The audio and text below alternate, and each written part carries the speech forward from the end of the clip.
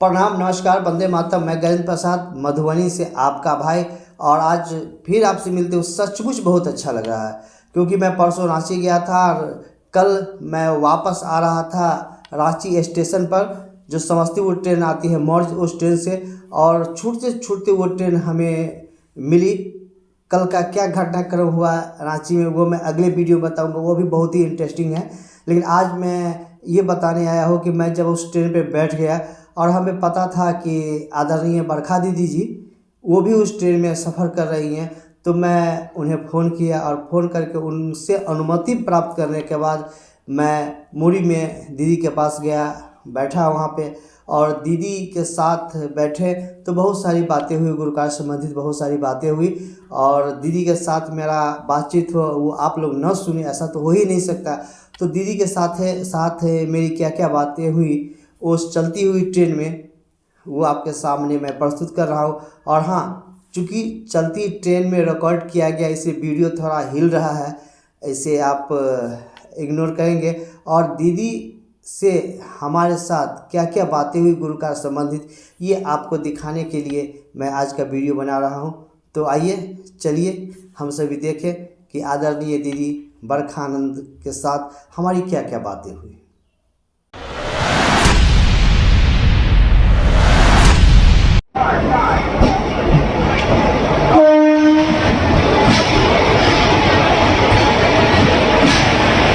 तो दीदी, आपसे हम सभी मिल रहे हैं और हमारे लगभग 27,000 जितने दर्शक हैं, जितने सब्सक्राइबर हैं, सभी आपसे बातें कर रहे हैं। तो कुछ जिज्ञासा है, मैं चाहता हूँ कि उस पर आपकी बातचीत हो जाए। साहब श्री एक बार बोल रहे थे कि शिव गुरु अपने शिष्यों को कल्याण के साथ साथ शिवत्व का भी दान करते हैं। इस विषय पे दीदी आप अपना प्रकाश करें। साहब ने इस बात का जिक्र बहुत बार किया है। शिव कल्याण की मूर्ति कहे गए हैं, विश्व मूर्ति, कल्याण मूर्ति शिव को कहा गया है। और साहब ने कहा कि कल्याण यानी कि आपका सुख हो, आपका परिमार्जन हो, इसके साथ साथ वो शिवत्व का, शिव के पास जो तत्व है गुरु अपने शिष्य में वही तो उतारते हैं।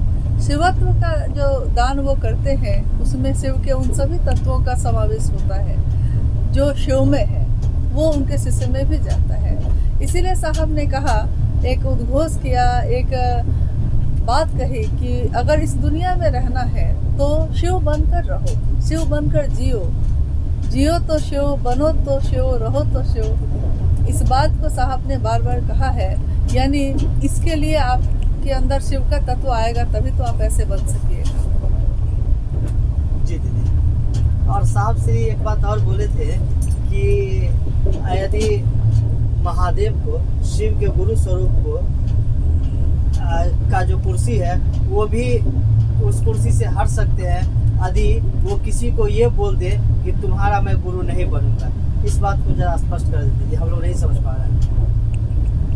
साहब ने कहा कि जगत गुरु शिव, जगत यानी कि इसमें रहने वाला एक एक व्यक्ति, एक एक जीव उनका अपना है। वो किसी को नहीं कह सकते कि तुम अपने हो और तुम पराये हो। उनके नीचे की श्रेणियों में ये हो सकता है कि आपको कोई पसंद हो, आपको कोई नापसंद हो, लेकिन शिव ईश्वर भी है और जगत स्तर के गुरु भी हैं। तो जो जगत के स्तर पे व्याप्त है उसके लिए अगर कोई शाकाहारी है तब भी, मांसाहारी है तब भी, कोई देवता है तब भी, राक्षस है तब भी, गंधर्व है तब भी, इंसान है तब भी, यहाँ तक कि पशु है तब भी, वो शिव ये नहीं कह सकते कि तुम मेरे हो और तुम मेरे नहीं हो, तुम पात्र हो, योग्य हो, दूसरे नहीं हैं। जिस दिन शिव ने ऐसा कह दिया तो साहब ने कहा कि जिस दिन ऐसा हो गया तो वो जगत का गुरु कैसे रहेगा। कहेंगे ना लोग कि जगत का गुरु तो है वो, एक आदमी को छोड़कर, नहीं कहेंगे? जी जी। तो इसीलिए साहब ने कहा कि एक आदमी को भी वो छोड़ नहीं सकते। इसलिए ये मत सोचिए कि आप योग्य हैं कि नहीं, पात्र हैं कि नहीं। आपका ये विचार, आपका ये ठहराव ये सुनिश्चित करता है कि शिव आपके गुरु है। आपने बस सोचा है, लेकिन वो शिव तो आप अपने तरफ से गुरु है ही, आप ही उनके तरफ नहीं जा रहे हैं। यही बात तो ऐसी थी जिसको पढ़ के ग्रंथों में जब साहब ने पढ़ा कि शिव गुरु हैं, शिव को गुरु बनाने के 8 साल के बाद मधेपुरा में जब साहब ने लोगों से कहा और लोगों ने उनसे कहा कि ये बात तो शास्त्रों में, वेदों में लिखी हुई है, साहब ने उन किताबों को मंगवाया, पढ़ा और यही बात उन्होंने कही कि यही मेरे अंदर एक ऐसी जिद पैदा हुई कि हजारों वर्ष से जो शिव किताबों में है, मानव के चेतना में नहीं है, दुनिया में नहीं है, जगत में नहीं है। जगत का गुरु शिव है और जगत का कोई आदमी शिव का शिष्य नहीं है। साहब ने कहा ये कैसी दुनिया है जिसमें लोग शिव को भूल के बैठे हैं। और यही उन्होंने कहा कि मुझ में मानव के अभ्युदय की जिद है। जिद शब्द का प्रयोग किया उन्होंने। जिद यानी एक ऐसी बात जिसको वो पूरा करके ही मानेंगे, शिव का शिष्य बनाकर ही मानेंगे। उन्होंने कहा भी है कि क्या मैं छोड़ दूं, क्या मैं नहीं करूं ये काम, लेकिन आप चाहे मुझको छोड़ते रहिए, मेरे पास आइए, मेरे पास से जाइए, लेकिन मैं आपको नहीं छोड़ूंगा, मैं आपको शिव का शिष्य बनाकर ही रहूंगा। जी जी जी, एक और जिज्ञासा है कि साहब तो सभी से प्यार करते थे, लेकिन जैसा कि मैं पाया हूँ कि साहब बुजुर्गों का एक स्पेशली सम्मान का एक संगोष्ठी रखे थे, तो वो अपने ज़माने के बुजुर्गों से बहुत प्यार करते थे। इस बात को आपके श्रीमुख से हम सभी सुनना चाहते हैं। देखिए, जब उन्होंने शिव की शिष्यता का प्रारंभ किया था, लोगों से बोलना, लोगों से कहना ये शुरू किया था, उस समय वो बुजुर्ग नहीं थे। लोग उस समय बुजुर्ग नहीं थे, उस समय वे वैसे लोग थे जिसके बारे में साहब ने कहा कि ऐसा नहीं था कि लोग बहुत धनिक थे, बहुत अमीर थे, बहुत सुविधाओं वाले लोग थे। शिव के काम में उनकी मदद वैसे अधिकांश वैसे लोगों ने की जिनके पास अपने लिए भी बहुत कम सुविधाएं थी, सामान्य से भी अति सामान्य लोग थे। साहब ने कहा एक दिन कि वो सामान्य से अति सामान्य लोग भी वही लोग शिव के आभूषण हैं, शिव के गहना हैं।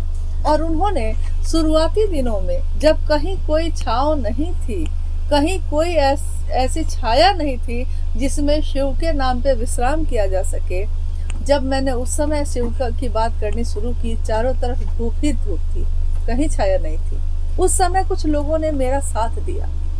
साहब ने कहा कि मेरा मन एहसान मानता है उन लोगों के लिए, उन शिव शिष्य के लिए, उन शिव शिष्याओं के लिए जिन्होंने मेरे गुरु शिव की व्याप्ति करने में, मेरे गुरु शिव की स्थापना दूसरों के दिल में करने के लिए उस समय मेरा साथ दिया, जब उनके पास कुछ भी बहुत ज़्यादा नहीं था।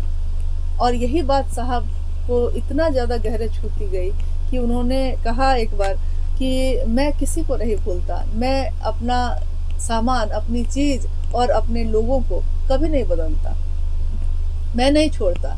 और इसीलिए एक बार उन्होंने रांची में कहा कि मैं उनके सम्मान में एक कार्यक्रम करना चाहता हूँ, और उसका शीर्षक उन्होंने दिया, आओ करें बुजुर्गों का सम्मान। और जब ये कार्यक्रम सुनिश्चित हुआ तो उन्होंने बड़े बड़े अक्षरों में एक पोस्टर लगवाया था उस कार्यक्रम में, जिस पे ये लिखा था, पाँव सूखे हुए पत्तों पर अदब से रखना, अदब से, लिहाज से रखना, बहुत सम्मान से रखना, सूखे हुए पत्तों पर। आज वो पत्ते सूखे हैं, लेकिन पहले नहीं थे ऐसे, वो हरे थे। आज उम्र के ढलान पे है, लेकिन एक दिन वो हरे थे, उन्होंने तुमको छाया दी है। यही बात उन्होंने लिखी कि पाँव सूखे हुए पत्तों पर अदब से रखना, धूप में मांगी थी तुमने पनाह इनसे कभी, जब कड़ी धूप थी, कहीं कोई छाया नहीं थी, तुमने इनसे आश्रय प्राप्त किया है। कम से कम इस एहसान को याद रखो, सम्मान करो दिल से वैसे लोगों का जिन्होंने शिव शिष्यता की व्याप्ति में अपना अहम योगदान दिया है, बहुमूल्य समय दिया है। इसी के लिए उन्होंने किया था ये। जी जी, बस अंतिम कि साहब एक बार बोल रहे थे कि मैं जब हूँ तो बंधन में हूँ, और मैं जब नहीं रहूँगा तो इससे भी अधिक शिव कार्य होगा, और ऐसा आज प्रतीत हो रहा है। तो इस संबंध में कुछ? हाँ, साहब ने कहा कि अगर शिव भी शरीर में उतरेंगे तो इस जगत का काल उन पे लागू होगा, और इस जगत की पसंद नापसंद भी लागू होगी। शरीर है, उसका बंधन है, तो कुछ चीज़ें उसको पसंद होंगी, कुछ चीज़ें नहीं पसंद होंगी, कहीं ना कहीं बंधन होता है। लेकिन ये ऊर्जा जब शरीर से मुक्त हो जाती है तो वो इस तरह से बिखरती है, जैसे आपने कभी देखा होगा कि दीपावली में हम लोग छोटे छोटे फुलझड़ियाँ जलाते हैं, लेकिन कुछ फुलझड़ियाँ ऐसी होती हैं जो सीधे आकाश में जाती हैं और आकाश के तल पे फैल जाती हैं। पूरा कभी कभी देखिएगा पूरा शहर उससे रोशन हो जाता है। दोनों तो फुलझड़ियाँ ही हैं, लेकिन दोनों के फैलाव में अंतर आ जाता है। आज हम देखते हैं, जो भी आते हैं कहते हैं कि साहब का शरीर हम देख नहीं पा रहे हैं, लेकिन हर व्यक्ति अपनी अनुभूति ये कह रहा है कि साहब मेरे पास आए, मुझसे बात की, मेरी मदद की। इतना ज़्यादा साहब अपने उस समय भी शायद ना हो पाए जिस समय वो शरीर में थे, और आज जब शरीर नहीं है तो वो ऊर्जा कुछ इसी तरह से पूरे विश्व में फैल गई, पूरे जगत पे छा गई है कि हर व्यक्ति उसका अनुभव कर रहा है, हर व्यक्ति उस रोशनी में नहा रहा है और अपने महादेव की तरफ चल रहा है। अंधेरे रास्ते को रोशन करने वाले हमारे साहब हर व्यक्ति को अपनी रोशनी से उस शिव का रास्ता दिखा रहे हैं। लोग चल रहे हैं। अब आप कहिए अपनी बात दीदी कि हम सभी शिव कार्य को किस तरह करें कि साहब का सपना साकार रूप धारण करे। देखिए साहब ने कहा कि हमेशा कहा कि ये दिल का रास्ता है, ये दिल का रास्ता है, ये प्रेम और समर्पण का रास्ता है। जो अपने शिव के लिए झुक सकता है वो दुनिया में कहीं भी झुक सकता है, उसको किसी के सामने झुकने में कोई दिक्कत नहीं है। आकर और अहंकार जैसा यहाँ कुछ भी नहीं है। साहब ने कहा कि यहाँ मुलायम होना है कैसा, जैसे मखमल होता है, मखमल की तरह मुलायम होने की प्रक्रिया है ये। आप मुलायम ही होते चले जाते हैं। लोग आपको स्पर्श करें तो उसको नरमी पता चलती है, लोग आपसे बात करें तो उसको शिव की याद आए, कोई आपसे एक बार मिल ले तो वो शिव को भूल नहीं पाए। यही तो उद्देश्य है किसी भी शिव के शिष्य का। इहलौकिक उद्देश्य मात्र एक यही है कि मेरे गुरु शिव दूसरों के भी गुरु हो जाए। मैं जिस शिव के प्रति प्रेम से भरा हूँ दूसरे भी भर जाए। तो साहब ने यही देखा सपना, यही चाहा है। उन्होंने एक बार कहा, किसी ने कहा उनसे कि क्या आप आशीर्वाद दें मुझको कि मैं शिव की शिष्यता में आगे बढ़ सकूं। साहब ने कहा कि मुझसे आशीर्वाद मांगते हैं आप? शिव की शिष्यता मेरी जान है, वो मेरे प्राण बसते हैं उसमें। जिसमें मेरी जान बसती है उसका कण कण मेरा चाहता है कि आप शिव हो जाइए। और आप आज नहीं समझते हैं, लेकिन आप ये समझ लीजिए, समझने की कोशिश करिए कि मुझसे ज़्यादा अपना आपका कोई नहीं है। अपना कौन होता है? जो आपका शुभ चाहता है, कल्याण चाहता है। आज जिस दुनिया में हम रहते हैं उसमें तो अपने होके भी लोग साथ रहते हैं, साथ खाते हैं, साथ जीते हैं, लेकिन हमेशा आपके लिए बुरा ही सोचते हैं। और वैसे लाखों लोग जो साहब से शरीर में नहीं मिले, लेकिन साहब ने अपनी ऊर्जा को ऐसा विस्तारित किया कि उन्होंने उन सभी का शुभ चाहा, अच्छा चाहा, कल्याण चाहा। और इसीलिए साहब ने कहा कि मुझसे ज़्यादा अपना आपका कोई नहीं हो सकता। अभी हम सब देखें ट्रेन में यात्रा के दौरान आदरणीय बरखा दीदी से हमारी बातचीत का अंश नहीं, पूरी बात आप लोग देखे हैं। और दीदी की बात सचमुच बहुत ही अनुकरणीय होती है। हम सभी को अनुकरण करना चाहिए और शिव मार्ग पे चलना चाहिए, क्योंकि सारी बातें तो साहब श्री की बताई हुई है। तो निश्चित रूप से हम सभी उसका अनुकरण करें और उसी मार्ग पे चलने का प्रयास करें। यही है शिव शिष्यता का राजमार्ग। फिर मिलते हैं किसी और वीडियो में, तब तक के लिए आप सभी भाई बहन को मेरा प्रणाम।